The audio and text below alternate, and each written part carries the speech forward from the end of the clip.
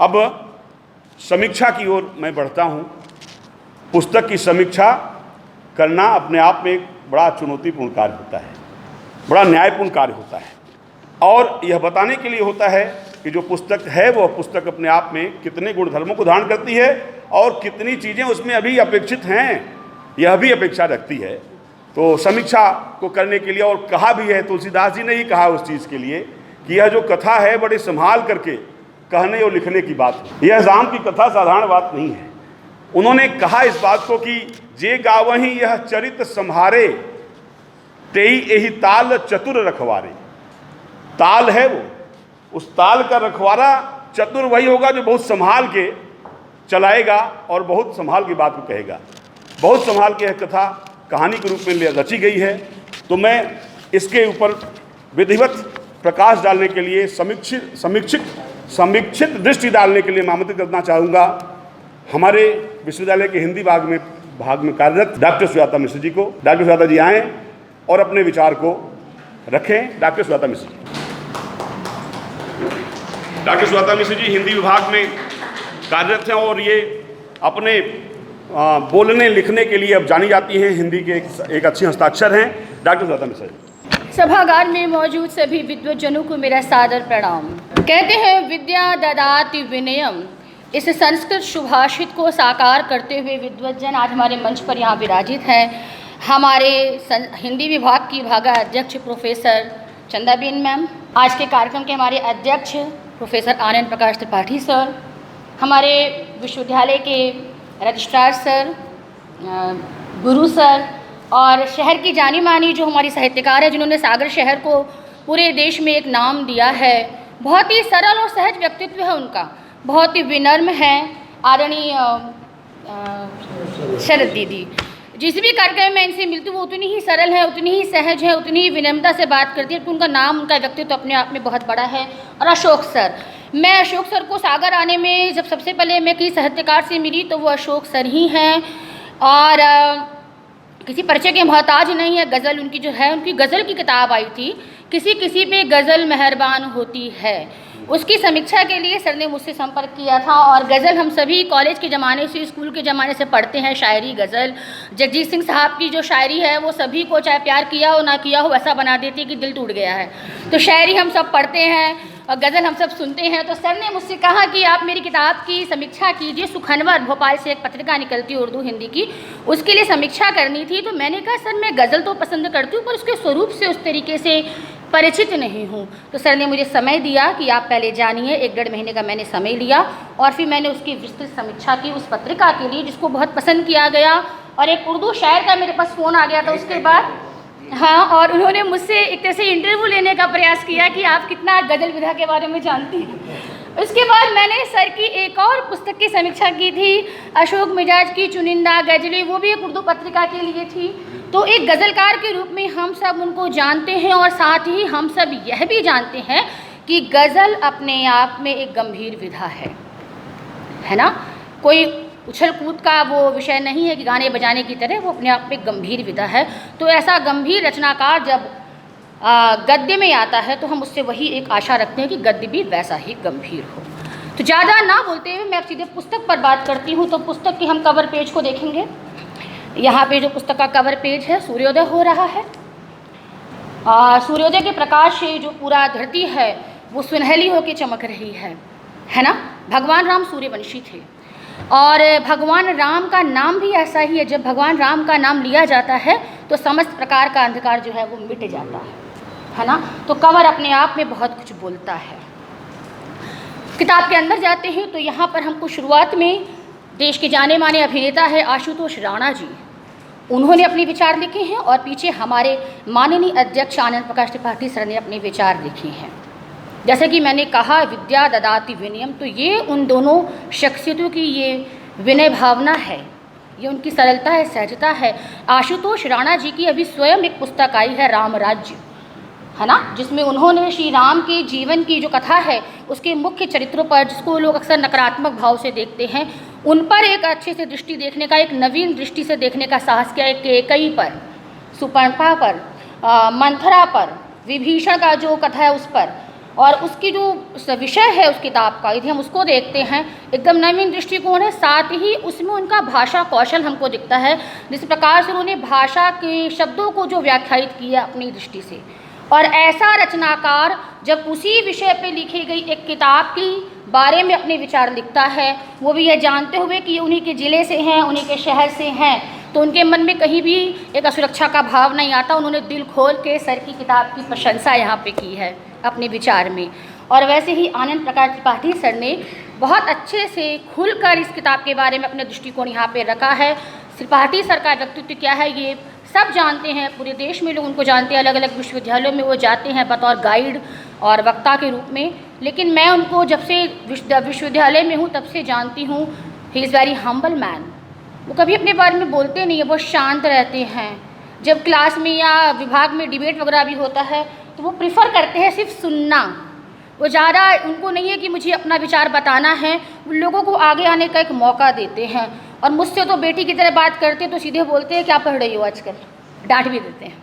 तो ये इस तरह के लोगों ने जब इस किताब के बारे में लिखा है तो हम समझ सकते हैं कि किताब में क्या होगा, किताब में कुछ तो ऐसा होगा। और ये मैं अशोक मिजाज सर की एक लेखकी ईमानदारी को यहाँ पे कहूँगी कि पुस्तक के प्राकथन में ही उन्होंने यह बता दिया है कि इस पुस्तक का जो आधार है वो तुलसीदास की जो रामचरितमानस है, गीता प्रेस गोरखपुर की, और हनुमान प्रसाद पोद्दार जी हैं उनकी टीका को उन्होंने आधार बनाया है। तो इससे बड़ा संदर्भ क्या चाहिए, है ना। सर कहते हैं तेरा तुझको अर्पण, ये सबसे खूबसूरत इस किताब का वाक्य मुझे लगा कि इसके अलावा हमें किसी रेफरेंस की ज़रूरत नहीं है। जो राम का है वो राम को ही अर्पण, और लोकार्पण भी है, लोक को अर्पित कर दिया गया है। हालांकि मुझे उम्मीद थी कि शायद इसका जब लोकार्पण होगा तो थोड़ी ये पैक होगी और कवर हटाया जाएगा। भाई दुल्हन का जब घूंघट हटाया जाता है तभी मुँह दिखाई होती है ना। तो ये थोड़ा मुझे था। लेकिन किताब के बारे में अब हम बात करते हैं, किताब का विषय क्या है और किताब लिखने का औचित्य क्या है। सर ने स्वयं बताया है, त्रिपाठी सर ने बताया है, और आशुतोष राणा जी ने भी यहाँ पे लिखा है, और उनकी बात से मैं बिल्कुल सहमत हूँ। देखिए, वो ज़माना गया कि आपको केवल एक प्रबुद्ध वर्ग के लिए लिखना है, आपको आम व्यक्ति के लिए भी लिखना होगा, एक आम पाठक के लिए भी लिखना होगा, है ना। अब जब राम की बात करते, ज़रूरी नहीं कि आप कोई भारी भरकम शब्दावली लेके चले, मोटी मोटी किताबें लेके चले। आपको आम पाठक का ध्यान रखना होगा, क्योंकि उस आम पाठक को, जिसे मैं मोबाइल जनरेशन कहती हूँ, जो अंग्रेजी भी रोमन लिपि में लिख रहा है, वो हिंदी क्या अवधी क्या वो नहीं पढ़ सकता, वो नहीं जान सकता। तो उसके पास आप मूल्य कैसे पहुँचाएंगे? उसके लिए आपको सरलीकरण करना पड़ेगा। आप मत कीजिए। तो उनके पास दूसरे मूल्य पहुंच रहे हैं, वेब सीरीज़ से, सिनेमा से, वो हत्या देख रहे हैं। आपके यहाँ रोज़ अखबार भरे होते हैं अपराधों से, क्यों? क्योंकि उनके पास मूल्य नहीं पहुंच रहे, पर जानकारी पहुंच रही है, नकारात्मक जानकारी पहुंच रही है। तो सकारात्मक जानकारी पहुंचाने के लिए आपको इस प्रकार से हमारे जो पौराणिक पात्र है या ऐतिहासिक चरित्र है जिन्होंने कुछ अच्छा किया है, उसको सामने लाने के लिए एक स्टेप नीचे आना होगा। प्रबुद्ध वर्ग के लिए तो हम लिखते ही हैं, हमें आम वर्ग का भी यहाँ पे ध्यान रखना होगा। और सर ने अपने प्राकथन में ये बात कही है, त्रिपाठी सर ने कही है, और आशुतोष राणा जी ने भी कही है कि इस किताब का जो मुख्य मकसद है वो है आम पाठक तक पहुँचना, वो जो ठीक से हिंदी भी नहीं जानता, अवधी भी नहीं जानता। तो उस दृष्टि से यह किताब बिल्कुल सही है। हमारे घर में आप देखिए, दादा दादी किताबें पढ़ते कितनी भारी भरकम होती है, लेकिन यह किताब कितनी हैंडी है। आप बैग में डाल सकते हैं, ट्रैवल के समय पढ़ सकते हैं, बैठे बैठे कभी भी कहीं पढ़ सकते हैं। इसका किंडल एडिशन आ सकता है, ये आज की जनरेशन है, ऑडियो बुक का ज़माना है, बहुत अच्छे से ऑडियो बुक में चली जाएगी। सर आपको इस बारे में सोचना चाहिए। तो ये ऑडियो बुक की दृष्टि से ये किताब बहुत अच्छी है। जैसे कि मैंने कहा कि आज के समय में आपको पाठक वर्ग को ध्यान में रखना होगा कि आप अपनी किताब कहाँ तक पहुँचाना चाहते हैं, क्योंकि राम की कथा सबको पता है ना, लेकिन फिर भी उससे जोड़ना जरूरी है। सर ने इस किताब की शुरुआत में भी कहा है कि धार्मिक पुस्तकों को छूने से लोग कतराते हैं। हालांकि उसमें आपने थोड़ा झिझके हैं अपनी बात कहने में। क्यों कतराते हैं इस पर भी सोचना होगा, क्योंकि लोग थोड़ा झिझकते हैं, क्योंकि धर्म का जो स्वरूप वो देख रहे हैं वो फिल्मों में देख रहे हैं। जो धर्म की रूढ़िवादिता है, जो नकारात्मक पॉइंट है, वो फिल्मों से, सीरियलों से उनके सामने आ रहे हैं। वास्तविक स्वरूप सामने नहीं आ रहा कि धर्म क्या है। उसके लिए ऐसी किताबों की हमको ज़रूरत है कि हम ऐसे चरित्रों को सामने लाएं, है ना। और कहते हैं कि जाकी रही भावना जैसी, प्रभु मूर्ति देखी तूने तैसी। तो कहीं ना कहीं हमारे देश के बुद्धिजीवियों के साथ एक ऐसा रहा है कि उन्होंने किसी को बख्शा नहीं है। भगवान राम से लेके बुद्ध तक सबके चरित्र को वो जज करते हैं। और कहीं ना कहीं एक प्रकारांतर से ऐसा भी चला है कि हम नकारात्मक जो पॉइंट हैं उनको उठा के बार बार दिखाने का प्रयास करते हैं कि नहीं नहीं, ये कोई महान आदर्श नहीं थे, ये भी इनकी कमी थी। लेकिन इसका एक लॉन्ग लास्टिंग इम्पैक्ट पड़ता है जनता पर, और वो हम देखें कहीं ना कहीं हमारा जो आज का वर्ग है वो धर्म से जुड़े विषयों से कट जाता है, बचना चाहता है, छूना नहीं चाहता। तो ऐसे में ज़रूरत है कि हम ऐसे विषय को सरल भाषा में सामने लाए, सिनेमा के रूप में, साहित्य के रूप में, ऑडियो बुक के रूप में, रेडियो वार्ता के रूप में, है ना। और नैतिक मूल्यों का विस्तार तभी होगा। ये समाज का एक दोगलापन है कि जब नैतिकता की बात आती है तो वहाँ पे इंडिविजुअल फ्रीडम की बात करने लगते हैं, लेकिन जब अपराध होता है तो कानून पे आ जाते हैं। लेकिन कानून और नैतिकता एक ही सिक्के के दो पहलू हैं। आपके भीतर खुद नैतिक विकास होगा तभी आप कानूनों का भी सम्मान करेंगे। तो यदि आप जो हमारे ऐतिहासिक चरित्र है, पौराणिक चरित्र है, उनके नैतिक मूल्यों को सामने लाएंगे तभी लोगों में उसका विकास होगा। इस दृष्टि से इस किताब का मैं एक महत्व देखती हूँ। आम पाठकों तक ये सहजता से पहुँचेगा। बिस्तर में लेटे लेटे आप बच्चों को कहानी के रूप में इसको सुना सकते हैं। पाठ्यक्रम में, स्कूली शिक्षा में लगाया जा सकता है।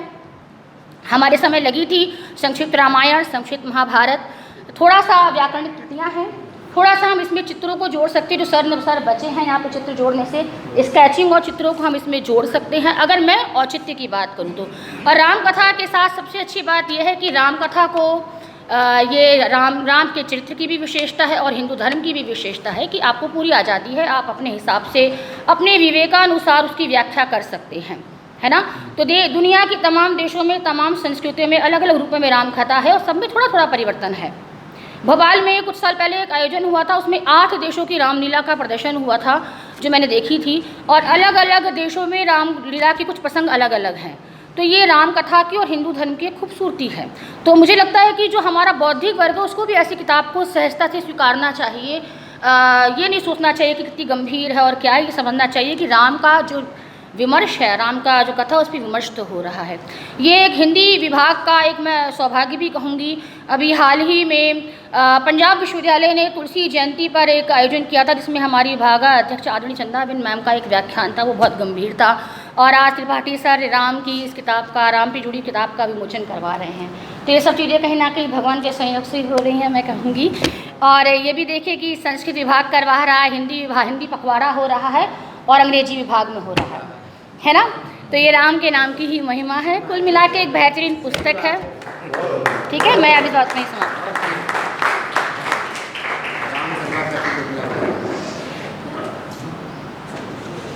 अच्छा, बहुत सुंदर